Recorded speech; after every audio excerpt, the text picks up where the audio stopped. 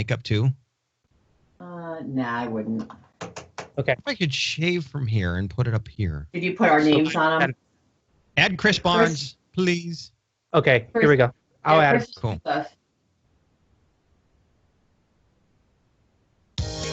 It's America's original morning magazine show.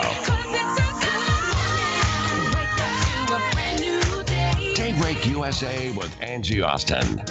Hey, I have my own open now. Isn't that exciting? It actually says, like, at Daybreak USA with Angie Austin, and then I'll be like, and Chris Barnes and John DeMaster. Is that good?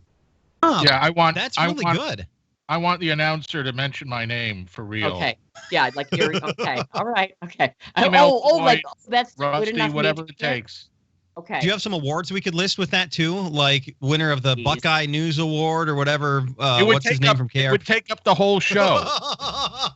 All your awards, right? Award-winning Chris Barnes. All right, let's start with Trump, and then we'll get into President Obama. And we're not going to talk anymore about the cupcake that people are calling racist. Maybe later in the show we'll bring it up, but we're not going to do it now. The racist cupcake. Let's start with Donald Trump, who is warning about what he thinks is going to happen if Hillary Clinton wins the White House. Here's what he said in Florida.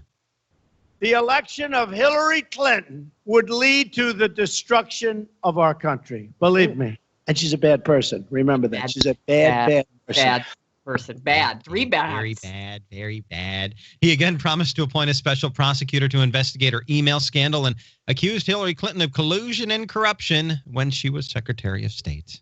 President Obama, who likes, be cool with us friends, and he likes to really fit in with everybody when he's talking. He's talking about Donald Trump's video scandal at a rally in North Carolina. He's just being one of the guys here, and he says it's not right. I mean, I don't know what job, if you were kind of vetting somebody for a job, and then you heard what somebody said on tape about women, that you would hire that person for that job. I love it because we all know, I mean, whether you like him or not, he's a bright man. He's the president of our country. He's well educated. But it cracks me up when he tries to be like one of us, and be all like slang and cool. So anyway, Trump has been under fire, of course, since that 2005 video surfaced.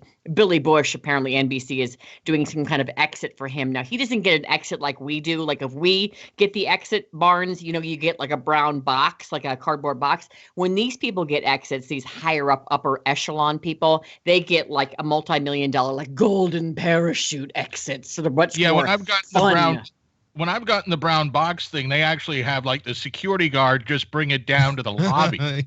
Yeah. Right. Really? Hey, wait. Why were you fined? Like at that day, if they know they're not renewing your contract, right? Why are you fined to walk into the building and go about your business? But then when it's time to go, like security has to take you out. Like my personality doesn't change whether I have a brown paper box or not. And I've only been not renewed once. Like I shook people's hands and said, thank you. Are they afraid you're going to go like postal on them? Well, because, probably not present company, even myself included in that. But radio does spawn. There have been people in our industry who have been a little unstable. Let's put it that way, and have pulled things. Unstable. And it only takes one. It only takes one. All right, anyway, Chris, I'm going to just jump ahead to one of the lighter topics because oftentimes we do just hard news here. Rather than these serious stories about getting fired. Yes, let's talk about this. Millennials, apparently, I thought that they'd be McDonald's people, but apparently some millennials, like many of them, the majority of them haven't tried a Big Mac. This is serious business. I know. I mean, there are reports that this could be the death of the Big Mac, as a matter of fact. Because really? That's been the big signature sandwich for McDonald's since right after it was born. I mean, they went from having just the regular burgers to, hey, we got to have something special now that people are coming to visit us. So they introduced the Big Mac, and hey, it's been around for decades, but only 1 in 5 millennials, that would be folks between 18 and 34, have ever had one. And the Wall Street Journal says in a lot of cases, surveys show they don't even know what it is. Hold the press. Says Trevino, who's closer to 18 than 34, mid-20s. Trevino, you've never tried a Big Mac ever? No, they just seem expensive, and it doesn't look like you get that much food. Okay, he likes the dollar menu. I'm not going to argue with him there, actually. Take it from an old guy. You don't get a whole lot. Yeah, I mean, it used to be like wow, 2 burgers, but the burgers are not necessarily like you get on the Quarter Pounder. They're like 2 little burgers. But anyway, it reminds me of that list that comes out every year for college professors to remember. They come out every year. I think it's Beloit College publishes this list that reminds them that they have to think the way their incoming class is thinking. Because, for instance, there's the list this year points out things like, the kids that are going into college right now, the United States, they never remember a time when the United States wasn't at war. SpongeBob SquarePants has always been on TV. Well, he lives in a pineapple under the sea. Of course, he's they've famous.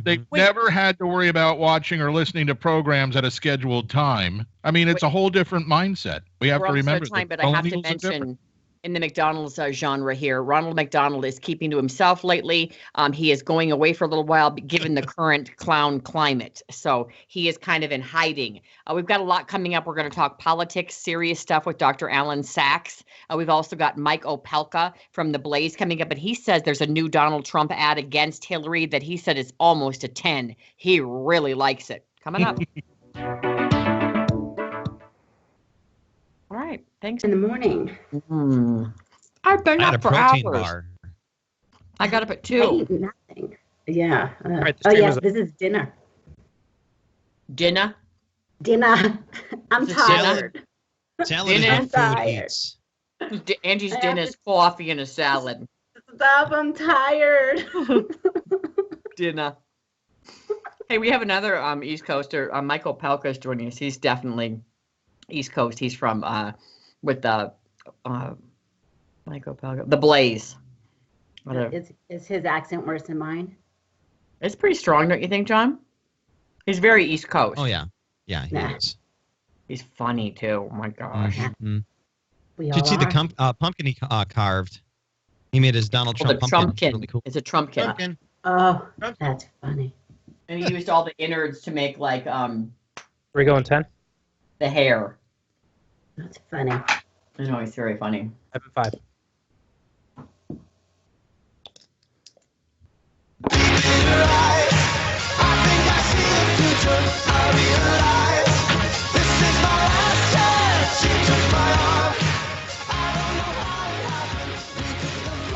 You're listening to Daybreak USA. All right, therapist Lisa is here, Lisa Dunning, and she wants to put the spark and fun and excitement back into your relationship. Can it be done? If so, therapist Lisa can do it. 7 tips to spice up life with your partner. Hello, therapist Lisa, who's been Good married like morning. over 20 years, right? I've been married for 20 years, yes. Yeah. And Happily. it's impossible when I'm only 20. And happily married, right? And married for 20 now. Yes. Right? All marriages has its ups and downs, even therapist Lisa's. So there you Even go. therapist Lisa. Okay, so number 1, prioritize your relationship. So stop making it like the last priority on your list. Exactly. You know, we always put the kids first, the activities first, all that stuff, right? So you really need to work on putting your spouse up there, because when the kids and everything's gone, it's going to be you and your spouse again. So really make sure, and this is just doing everyday things. You know, we talked about it before. Cook together, have fun together, do dishes together. As long as you guys are talking and bonding, that's what's important. Well, you know, we like to do lots of family adventures, and we have fun doing that together, whether it be like a hike or a getaway or, just some, go to the big sand dunes and take the Jeep or something. So we love family adventures, but my husband and I like that. Like, we would like to include the kids. So that's fun for us. And then you say listen to your partner, but also like listen with your eyes, not just like, Right. Right. And even if it's, you said even if it's boring. Shh, I'm not supposed to tell my secrets. But yes, even if it's not your most interesting topic that you want to hear about, right? You really have to pay interest to them, because you want them to pay interest to you as well. And like you said, it's about your body language. Really engage, have great eye contact, nod your head, repeat what they said, maybe offer something. So let them really know that you're intrigued by what they have to say. Don't skim through the smartphone while they're talking. No, not a good thing, right? Skimming through like text and tap, tap, tap. No, don't do that. And Remove don't negative. think about your laundry or anything like that. Really focus on them. You say remove negative filters. Now, that's what Dr. Joe says. He said, you can sit and focus on, like, I wish that she did this or why does she do that? But he said, try to pick out the positive things about your spouse and stop focusing on the negative. Focus on the positive. Definitely. My husband will say that a lot to me as well. See that? So it's really about, hey, what do I do that you really like? So, we hear the negative. He does, right? Again, secret. Right. But, because it's so easy to get into life and focus on the negative. We do that a lot in every aspect, our jobs, our, friendships, whatnot. So really focus on, what they bring that you really enjoy, and let's build on that instead of building on the negative. And give good compliments. Like, this is a dumb one, but like that, rather than, hey, thanks for making breakfast, like specific, like, thanks for making breakfast. Your omelets are the best. I love how you put the whatever, blah, blah, blah. You grate the cheese where I'm too lazy and I do a chunk. And the pancakes you make are always so light and fluffy. And I mean, like, specific to them too. Like, wow, you really dressed up for our event tonight. I love that suit on you. I haven't seen that in a while. It fits really well. You're in such great shape. Like, rather than just, you look good. Right, exactly. Because remember, we all like compliments, and what happens when we get a compliment? We're going to want to keep doing it. So keep praising them sincerely, not, And couples who laugh together stay together. And I know you and I laugh all the time together, and we do with our spouses as well. You say also do like the remember when, and remember when we first started dating, we did this. And I love the idea of even going on some of those dates that you went on early in your relationship. And then, of course, number 7 that I don't like to talk about on the radio because you love it. Yeah, no, you always bring this up when you come on my other show, and I'm like, Lisa, really? Go ahead, Lisa. All right, increase that intimacy. We need that, right? And it could be hugging. It could be cuddling. It could be, right? Oh, yeah, right. Mm-hmm. You mean hugging. More hugging, and that'll really spice up your relationship. Yeah, wait till I tell my husband that. Yeah, therapist Lisa says we should hug more. That'll really improve our relationship. That'll go over well. Yes. All right, therapist Lisa, your website? It's lifesupportinstitute.com. You always embarrass me, therapist Lisa. I'm done with you. Thank you, therapist Lisa. Have a great day. All right, see you next week. All right, a big diamond. Stop saying it. A big diamond found in less than an hour at Crater of Diamond State Park. Do they get to keep it? We'll find out.